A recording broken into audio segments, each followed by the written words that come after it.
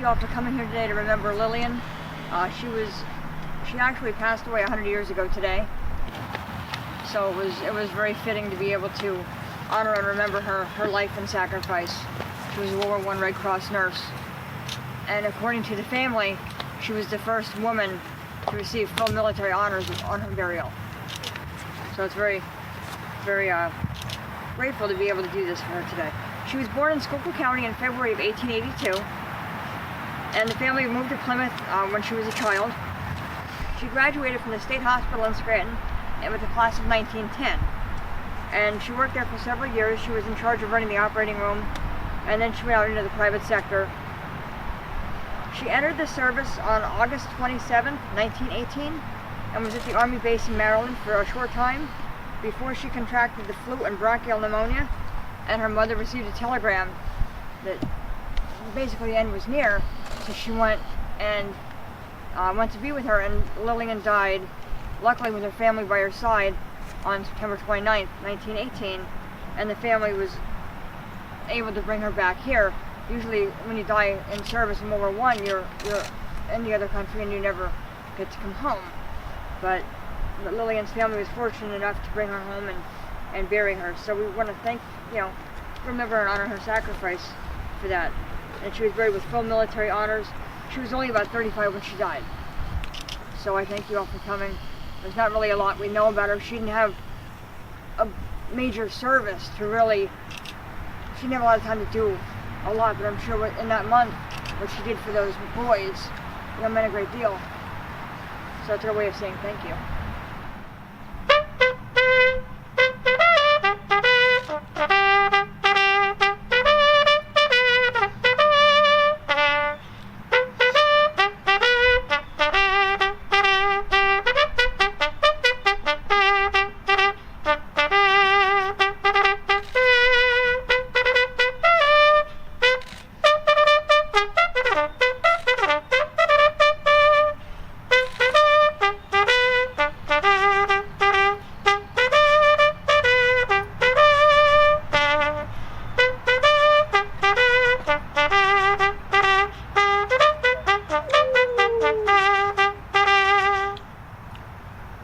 Since the American Revolution, from battlefields to bedsides, on water, in the air, and land, nurses have served admirably as an indispensable part of the United States fighting force. The proud tradition of nursing in the military dates back to the founding of our military, when General George Washington requested the assistance of nurses to tend his wounded and sick soldiers along with a matron to oversee their work. Congress approved, granting one nurse for every patient in Continental Army hospitals. 80 years later, during the American Civil War, thousands of men and women performed admirable nursing duties as well. When the United States entered World War I in 1917, there were more than 400 nurses on active duty. By the end of the war, about 21,000 women, or half of all the women that served in the armed forces, belonged to the Army Nurse Corps. They helped fight the influenza epidemic of 1918, which took the lives of over 200 Army nurses, including the woman we are honored here today, Lillian Langdon. The selfless service of nurses in the military health system and the Department of Defense impacts our country every day. Their dedication to providing the highest quality care to about 9.4 million beneficiaries means that our troops are safer downrange, our military families are healthier back home, and our nation is a more secure, more prosperous place to live as a result. Lillian Langdon would be proud of their service today. Yes, sir. We are privileged to be here on behalf of this great American who've done so much for this country and for our veterans. Port arms! Aim!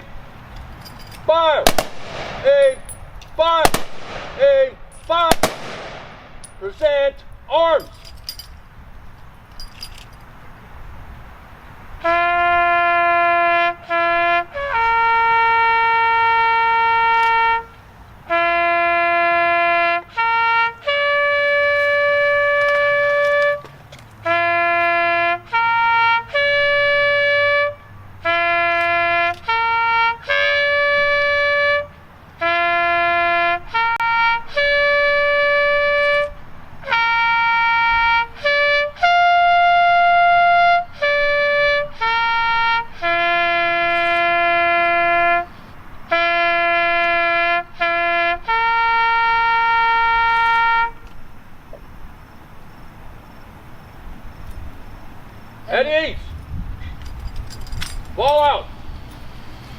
Tammy will now lay some flowers in her grave. That one? Yeah.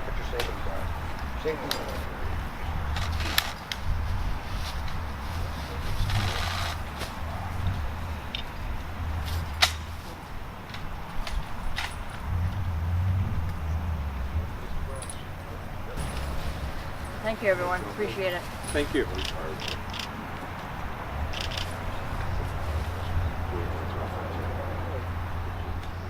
What's that?